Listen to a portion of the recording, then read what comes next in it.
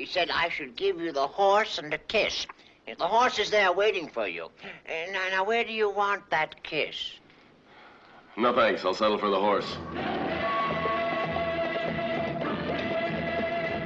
Time is priceless, unless you're Lee Van Cleef, in which case it's $1,000 a year. Because this week it's Death Rides a Horse from 1967. A young child witnesses the brutal rape and murder of his family and seeks vengeance when he comes of age. Like most modern viewers and fans of spaghetti westerns, you see the big ones first, Good, the Bad and the Ugly being probably the biggest. Lee Van Cleef, to me, is permanently etched in my mind as a villain, which is funny though, because as you start going through the rest of the spaghetti western canon and seeing all his other films, you realise that the majority of his career he was always the hero. Or, you know, in spaghetti western terms, there's no such thing as a hero. Closest you get is an anti-hero, but basically the guy you're following throughout the film. To me, he is always going to be Angel Eyes. And it's just, Angel Eyes is pretending to be a good guy for 90 minutes for some reason. I can never get it out of my head. But he does play a great anti-hero. He's a really good lead. He's just a really good actor as well. Like, I don't want to say above spaghetti westerns, because I love spaghetti westerns and I hate that sort of idea that they're a lesser filmmaking. But, you know, a lot of the actors were shit that are in spaghetti westerns. Part of the charm of spaghetti westerns is that they didn't record any sound. It would all be put in afterwards and it would all be dubbed in afterwards. So a lot of the time, people weren't even speaking the right language when they were saying lines that would later be dubbed in by another voice actor. Now, come on, keep calm, my boy. Your pal left your horse here with me. Take it easy. Bring that cow down. Now, this man has the right to have a regular trial. Do you want to finish your life by dying of thirst? Or chewed up by ants? You'd have Romanians speaking one language and French people speaking one language in the same scene, and magically later it all turns into English with the mouths not matching at all what they're saying. But Lee Van Cleef really feels like he could have been in anything. Like, he could have been in any kind of film, and he had such a presence and a charisma. He's just brilliant. The actor playing Bill, I hadn't really seen much before. He looked to me at first like maybe an Italian actor, but he was actually an American. He starred in The Golden Voyage of Sinbad, one of the better Sinbad films, definitely a great film. He was Sinbad. He was also a smaller part in Barbarella. So not the most recognisable actor, but some pretty iconic roles. And this is another great one. Essentially sort of playing the Clint Eastwood Man with No Name role in this film. He had a certain like southern drawl and more relaxed attitude about things that was a bit different from the other more stoic spaghetti western anti-heroes.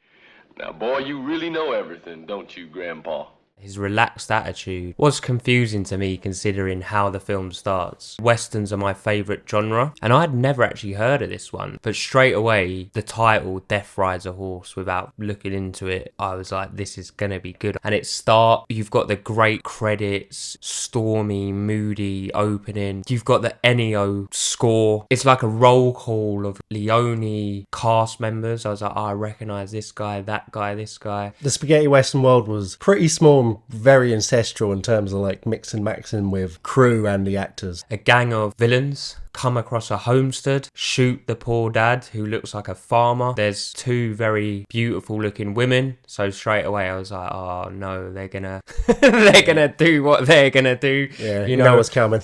And we don't actually see the act, but it's insinuated because we see them pinning them down and stripping off their clothes. All the while you've got the kid that later on becomes the main character in the background witnessing everything.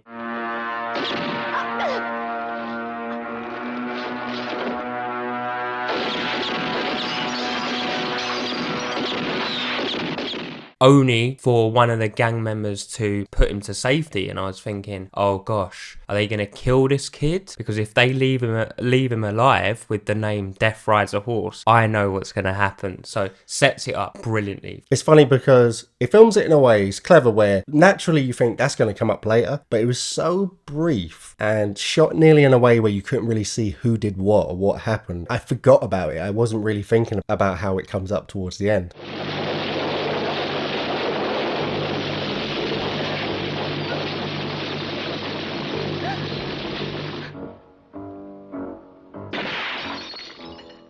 Kind of like The Great Silence, or The Silence, whatever it's called. Yeah. That film's great because it's a spaghetti western in all the ingredients, but it's got such a different setting and tone and feel to it because it's all set in the snow during a blizzard. And this one, again, you know, a lot of the film has that general spaghetti western look, you know, desert landscapes and, you know, small little dusty towns. But the opening where it's like complete nighttime and it's a lightning storm, you know, it's got a different sort of feel to it. And you see everyone in town like getting snuck up on and getting their throats slit. And like you said, it leads into the horrific massacre massacre and rape of Bill's family. When you're trying to teach visual storytelling in film schools, I have to think they must refer to spaghetti westerns from time to time, because it's just perfect. But just the little things, like the little simple ways they tell the story visually. And a great example is in this opening scene, every one of the bandits, you don't really see their faces too much, but there's something very distinct. Someone has this really distinct scar across his face. Another guy has this really distinct earring. Someone else has a tattoo of a bunch of 4 aces across his chest. And you see him memorizing all of these things, and they come up later as the adult Bill looking for vengeance on everyone. Clearly influenced Kill Bill, where when he recognizes one of the people who was involved in the massacre, it zooms into his eyes and then cuts to the young guy's eyes as there's like these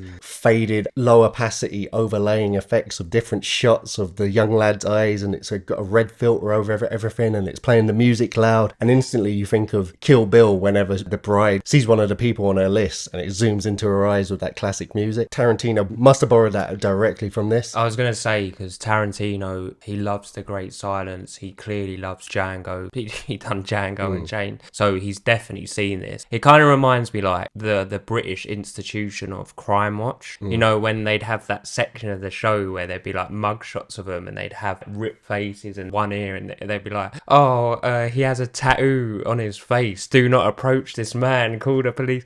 With films these days, I think they overcomplicate the narrative sometimes. Oh, okay, how can we tell the audience that these are the guys that he needs to find later on? Put the tattoo.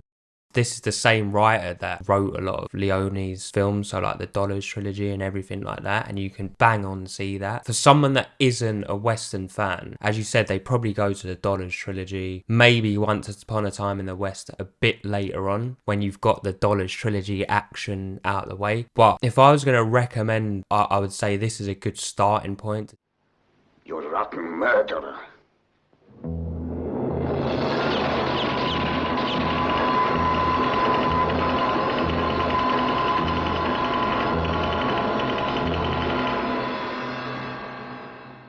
They done like an ultimate Blu-ray cut. And your point about the dubbing and stuff like that, on this Blu-ray one, it doesn't actually say it on the back, but there's an Italian language version, which is meant to be the best. Sometimes I like the dubbing, you know, like Once Upon a Time in the West at the start when they're in the train station. It gives it that kind of character when they're talking. The lips are behind and clearly pasted on because they've got a broad American accent and it's really slow. But I would like to go back and rewatch some of them with the the normal Italian speaking to see how much it makes a difference. Now, when he says that's the best version, is it actually a different cut? No, well, actually, it could be a different cut because the way they've done it, some scenes are like missing out and stuff. Oh yeah, so it's a totally different cut. It's a different cut. Oh, that's interesting. I didn't know, because I actually, funnily enough, when I was watching it for this review, I found the Italian cut first. Oh, did you? And I was nearly going to watch that with subtitles because I realised it was an entirely Italian cut. It wasn't a mismatch of languages without the dub. But I was like, some of the charm here's missing. You know, seeing the spaghetti western without bad dubbing is like if someone overlaid CGI into Ray Harryhausen's stop motion monsters. You know, it's just not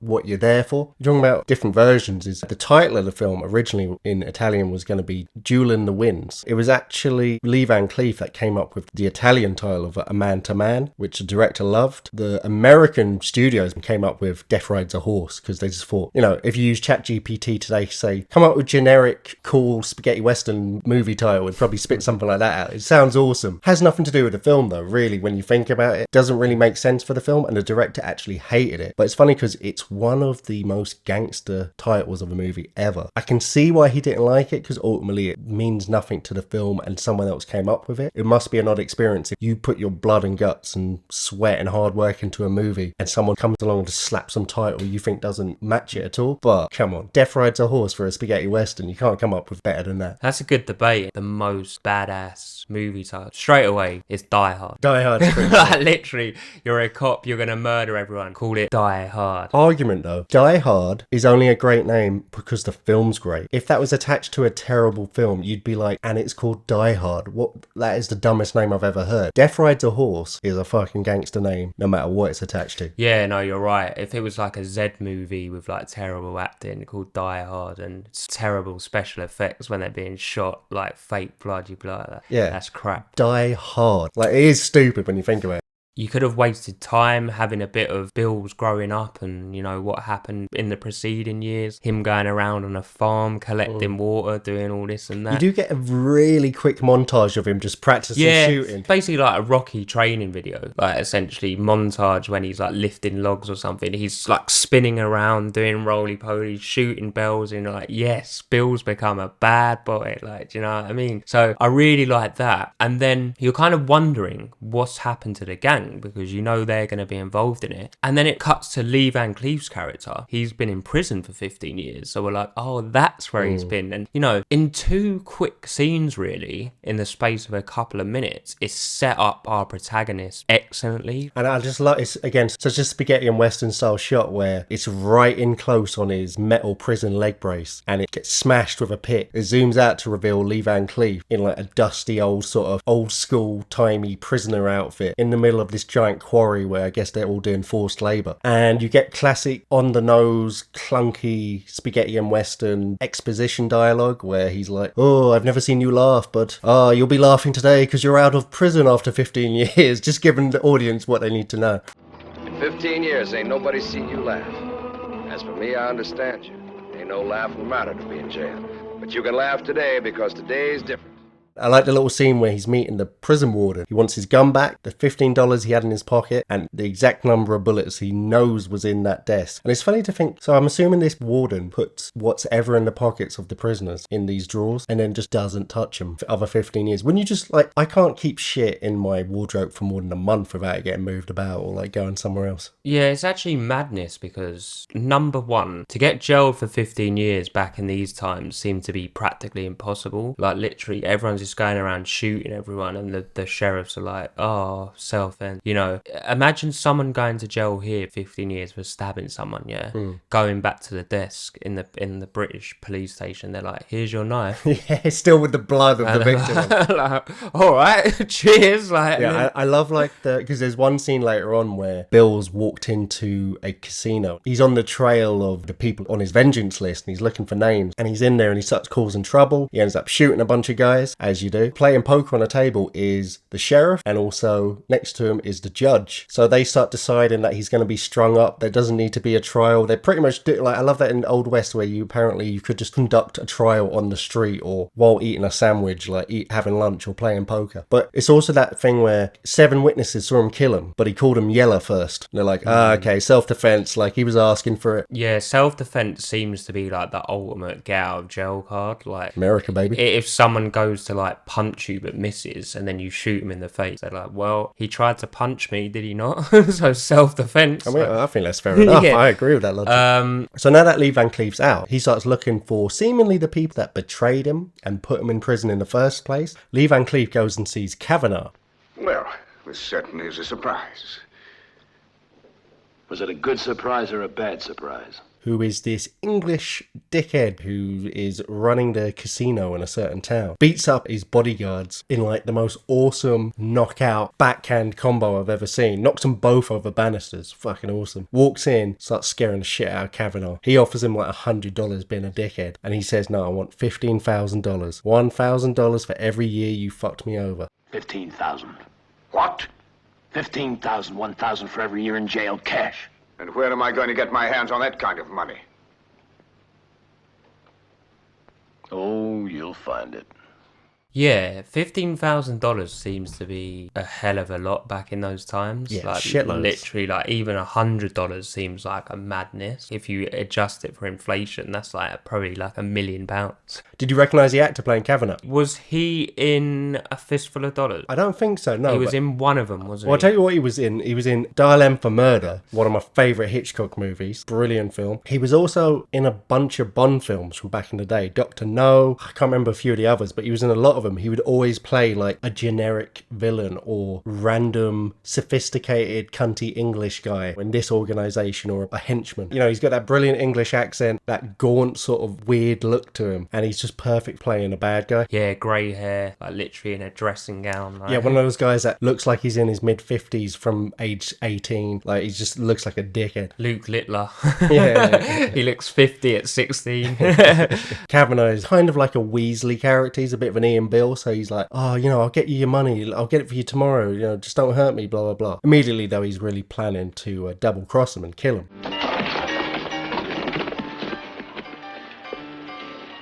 Bad luck at the table, friend? Not bad luck, mister. Comes across some black fella and he's been run out of the casino, he's been robbed of all his money. Bill kind of helps him out, but I think uses him as an excuse to go in and cause trouble, to try and smoke Kavanagh out. So he goes in, causes trouble, kills one of the henchmen, and the sheriff and judge want to hang him up. But Kavanagh himself comes out and actually says, no, let him go. And it's because he wants to recruit him, pay him $500 to kill Lee Van Cleef. Yes, he's seen how fast he can shoot, basically. So, like all these spaghetti westerns, like playing each other off against you're gold dust if you can shoot. He sneaked up on Lee Van Cleef, but Lee Van Cleef is already awake. I get the feeling though he was never going to kill Lee Van Cleef as well, because they've already come across each other. Lee Van Cleef, as soon as he gets out of prison, shows up at the ranch where the massacre took place. He seems to have known the family because he asked them about it, but doesn't really say how. There's even a shot in the opening afterwards where they're sitting on either side of town, sort of watching each other, and you can see Bill is kind of eyeing him up, like, who is this geezer? Like, what's his deal? And he tells him straight away, yeah, your man was paying me to kill you. Kavanaugh's paying me $500 to kill you. Another bad investment. You think so? Then maybe I didn't take him seriously. Well, if you didn't, you'd have been right. But tell me something. Why does he want you killed? And who is Kavanaugh? You ask too many questions. But Bill finds out from the little black fella that he helped out, there's someone in town who knows information, and if you feed him rum, then he'll say whatever you want. And I love the scene where he's getting him drunk, and he's doing that classic kind of old school drunken, over-the-top acting. And then his wife comes out like a bloodhound who sniffs out the booze, who's apparently an even bigger drunk than him. And if there's any booze going, she'll like find it within a mile radius. I know you've got some. No. There it is, dog. But it isn't ours, it's his. My good man, forgive the impression you're getting of it. Yeah, I love the scene. Like, it's a very dysfunctional alcoholic family there in the West. In the Always Wild good West. for a laugh. Yeah, always good for a bit of comic relief in the Wild West when everyone's getting murdered. What do you think of like these middle filler scenes? We know now as the viewer what is going to happen. What do you think of the pacing? I thought it was great. I wasn't bored at any point. Like, we know that the main crescendo is going to be Bill / Lee Van Cleef or separately facing up against these gang members. So what did you think of the scenes in the middle to get there? Yeah, I mean, you kind of answered it for me there, because you know what you're getting. You know what it's going to get to A to B. And so these kind of moments are the fun of it. Like, I nearly get bored in the final shootouts because I'm a bit like all right, get to the... Like, I know it's going to happen, whatever. Maybe it'll be executed in a cool way, and if there's a banging Ennio Morricone soundtrack behind it, always going to give me the thrills. But, I know what's happening. Whereas these little moments are the fun of it. These little random side characters that come in, or the little brilliant exchanges of dialogue that happen, or the funny little scams people pull, or where you think there's one thing going on in a scene, but then it flips and you revealed someone else is watching and there's something else going on. And that's the joy of it. It's the way they pad out the journey along the way. Because the journey, the journey. It's been recycled 100 million times. Yeah, a good example of that, I guess, would be the Master Leone Fistful of Dollars, where you got the two families against each other, and then the man with no name in the middle on either side, and it's swinging from left to right while he double crosses them. The opening scene actually borrowed music from Fistful of Dollars. I thought so. Which is a thing Ennio Morricone occasionally did, where he'd reprise certain scores from previous films. What did you think of the score in this film?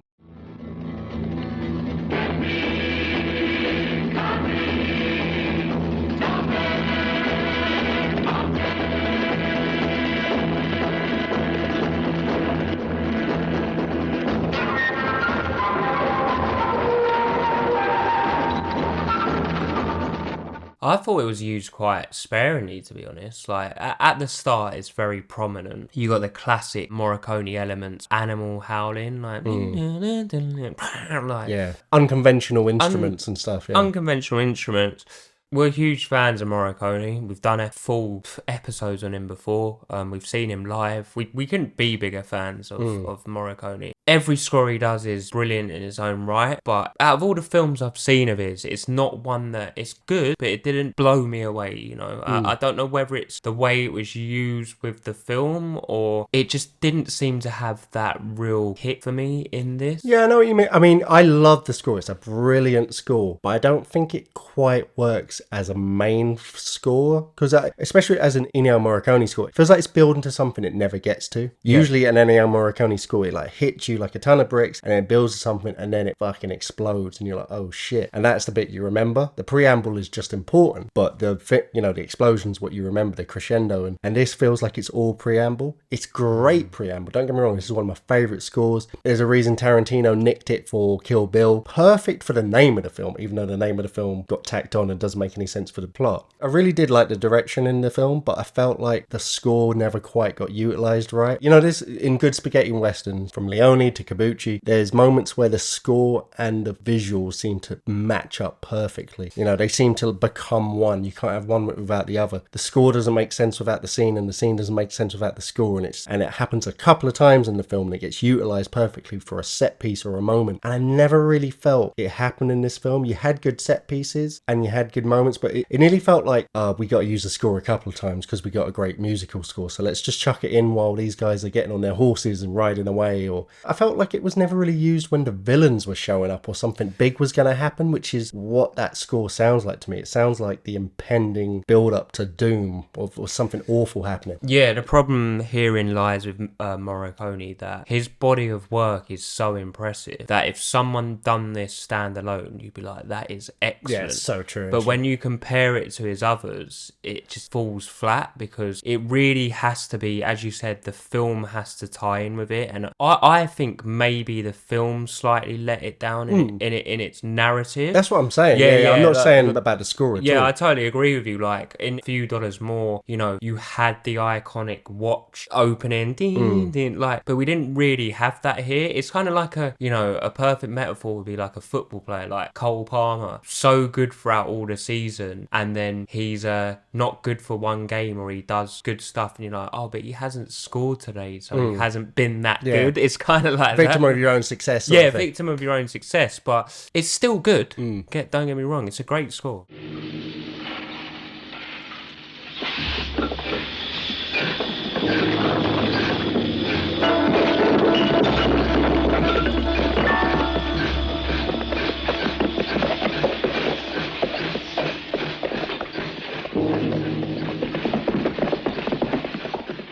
It's got that perfect classic spaghetti western storyline where you've got your two anti-heroes, kind of rivals. You know, they want different things. Bill wants to kill all these men. Lee Van Cleef wants to get money from all of them, so he kind of needs them alive. They have a shared enemy, but different goals of what they want out of it.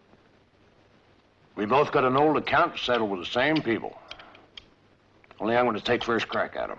So they're constantly one-upping each other. You always have that classic thing of one of them steals their horse and leaves them in the middle of the desert. So he rides off, so he's ahead. But then later on, Bill manages to get ahead of him and take his horse and leave Lee Van Cleef in the desert, needing to walk back by himself. But over the course of it, you see that friendship and bond starting to grow. And it wasn't until later on I realised the kind of bond they were trying to develop in the story was that of a father and son sort of figure. Partly because nowadays we still look like embryos till we're like 30. But guys back in the day looked like they were fucking grizzled when they were like 20. They just always looked older and more mature and like whatever. I didn't even realise there was that big of an age difference between the two of them. But Bill actually starts calling him Grandad, kind of like affectionately / mugging him off throughout the film. It's that classic spaghetti western trope of two rivals developing a friendship over the course of their little sparrings and battles and plotting and double crossing on each other and trying to stand on each other's feet and kick each other's teeth in to get to the prize first. Yeah, there was one scene that perfectly summarises your point. Lee Van Cleef has like set up a camp in the middle of the desert cooking, and then Bill comes along and he starts talking, and then the conversation comes to an end and Lee Van Cleef goes, wait, aren't you gonna eat some of this meat? It's just finished cooking. So like you can see that he actually cares for him and is trying to look after him.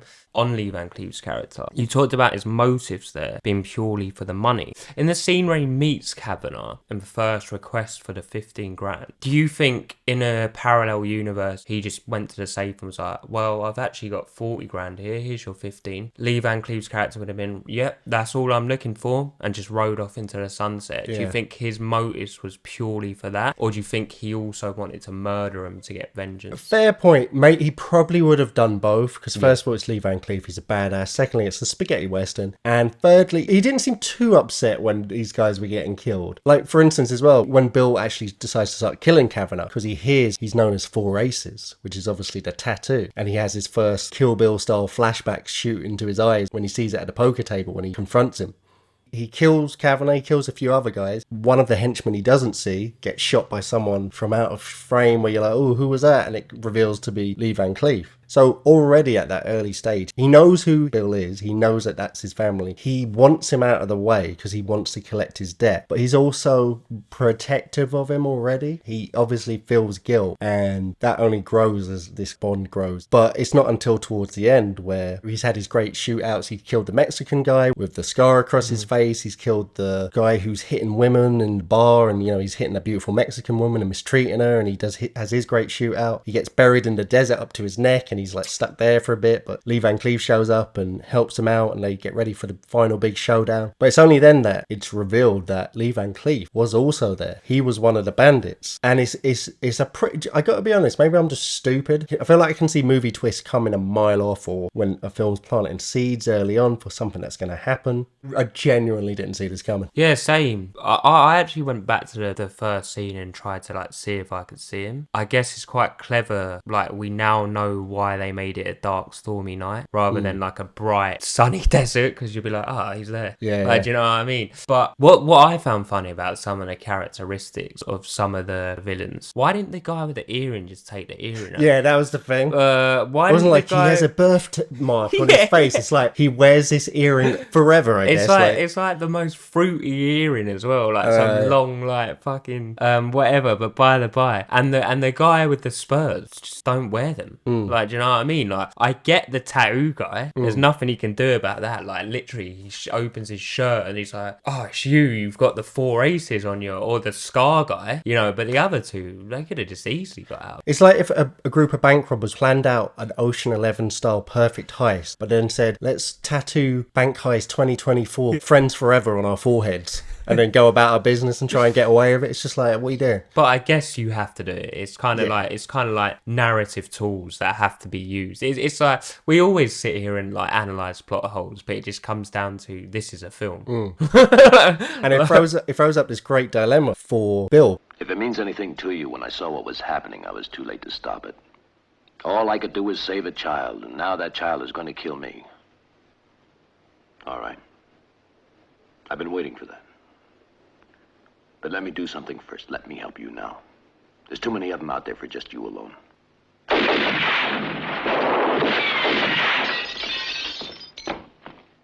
And to be fair, they don't fully put him in that dilemma position because, you know, Lee Van Cleef says, hey, you know, I showed up late and I'm actually the guy that rescued you from the fire. And, you know, I don't agree with what those guys did. And then they've had the bonding they've had. And, you know, even if he was lying about that, I feel like Bill would nearly want to believe it a bit because, you know, if you like someone, if you find out something awful about them, you want reasons for it not to be true. You want people to give you ammunition to believe them when they say they didn't do it or it's not like that because, you know, you like him, it's just human nature. Perfect example, Rolf Harris. It's mate. Like, oh mate, he looked after those animals. He can't have been this guy. How could someone that nursed a badger back to health done those awful things? Played the didgeridoo. Yeah. But yeah, well,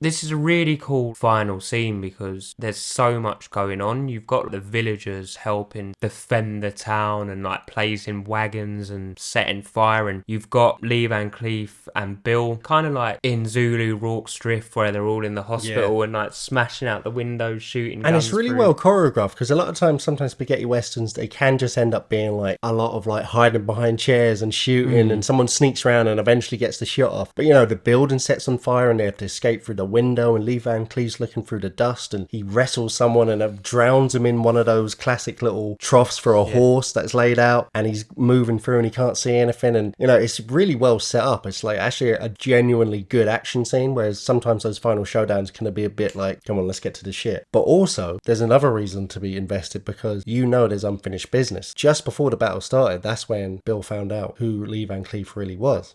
You still need that closure once the battle's done. It's cool because they line up in that classic, we're going to have a duel now, spaghetti western way. Bill's got his gun, he's got 3 bullets left. Lee Van Cleef has none, so he gives him a bullet, throws it to him. But Lee Van Cleef doesn't want to duel him. In fact, he turns his back and just starts walking away. And it's nearly like he's gifting himself to him. He's saying, I'm sorry, you know, I'm sorry what happened to you, I'm sorry what happened, blah, blah, blah. Shoot me in the back, kill me. I got to circle back to your point about the name, because the more I think about it, the more the names don't do it for me. Yeah, they're shit. Because it's like, yeah, you're right, Bill and Brian. Like he's going, Ryan! Yeah. I know it's you!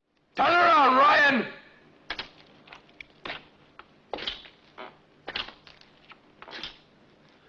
Turn around, Ryan! If his name was like Snake, Snake Boots, or Ricky something. Beltbuckle. like it's just like Ryan. It's like me just shouting to my mate from work. It sounds like EastEnders, like Peggy Mitchell shouting at someone in a pub. You're totally right. It's mad. It was the one thing that nearly took me out of the film, because that was the first time I realised, like, oh, he's called Ryan. Yeah. Ryan. Lee Van Cleef should never be called Ryan. He's accepted, not going to do anything, let him shoot me. And I felt sorry for Ryan here, because he couldn't have been that great a man if he was in that horrible gang that was going around raping people. There might have been other scenarios where he did, in fact, rape people. We don't know about his history. Yeah, the prequel. But this time he saves Bill. From what we've seen in the film, we can only go from the events of this. Saved the kid's life. I didn't want him to personally get shot. And you just hear... And then it does the classic spaghetti western where he goes... Yeah, he's like... He looks down here like, oh. And then we just see, bang, camera pans up. Someone drops from the roof. So you're like, get the in. slow forward roll off a building because I've been shot.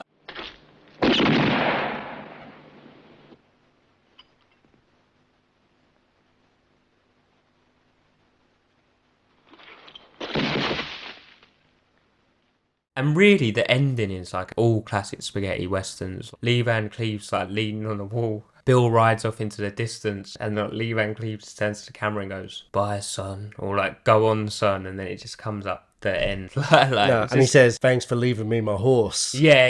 Which is a perfect sum up of their little sparring, constantly leaving each other out in the desert without a horse throughout the film. Sums up their whole relationship in one line perfectly.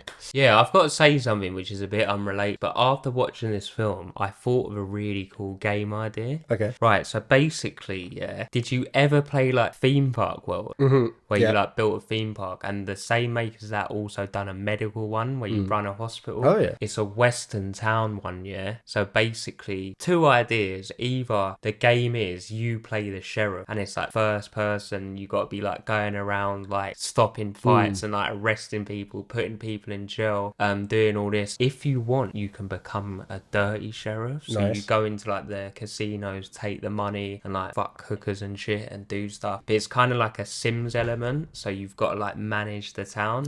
I think it'd be really cool. That'd be sick. Yeah. But yeah, I'm all for it. Just thoughts. What was your favourite scenes? The desert one where he's like just in his head is just like above, and you know they feed him salt, and like the water's right there and he can't get to it. And it's a great torture scene. It's a great one thing scene. Spaghetti westerns do great is torture scenes, and it feels like they're always trying to, because you got to remember these all came out at the same time, so they must have always been copying each other but trying to one up each other. When you play it through in your head, that's going to be fucking horrible. But you know, visually it doesn't look the worst, but then they bend down and scoop massive piles of sea salt and force it into his mouth, and fuck me, that must be horrific. And you can't really get away from the opening scene, the brutality of it, because Declan, it's a sharp contrast between the rest of the film. The rest of the film's desert, bright, sun. This is dark, stormy, gloomy, sets it up perfectly. The howling of the Ennio Morricone, the credits, you know, everything like that, and that's a great scene. To sum it up, huge Western fan. You can never see every single film of a genre, can you, really? You'll be like the guy that tried to visit every Wetherspoons in the country, and he would never get there because they'd open like another 3 when he visited one, so he's there like sweating like... If you're looking for a pathway into spaghetti westerns, I think you could go a lot worse than using this film as your starting point. Very simple plot, vengeance, money. Sets up the film brilliantly and moves it along at a fast pace. Not once was I bored. Good action scenes when we actually get to action scenes. It's very Leone-esque without being Leone himself. It's a roll call of Leone's favourite guys, Lee Van Cleef. A lot of other extras in it have been in his films. So overall, if you want to get into westerns, this is a fantastic starting reference point for you to do that. Yeah, it's a perfect kind of spaghetti western if you're a spaghetti western fan. It's got all the ingredients. It's got a lovely Ennio Morricone score, even though it doesn't execute or use it the best. All the classic tropes. It's got some of the best iconic spaghetti and western actors like Lee Van Cleef. It's got all the ingredients and all the things that make a great spaghetti western, from the visuals to the directing style to the cinematography to the music to the acting to the great lines of dialogue that sum up an entire character arc in one sentence. But it does actually have a couple of refreshing, unique things about it as well that don't show up in other spaghetti westerns I've seen that kind of make it quite memorable and a bit different. And I don't know if I say mature, but definitely a different take on the idea of revenge than the more simplistic, straight down the barrel one you get in most spaghetti westerns. So yeah, I mean, the name alone, it's an easy recommendation for Death Rides a Horse.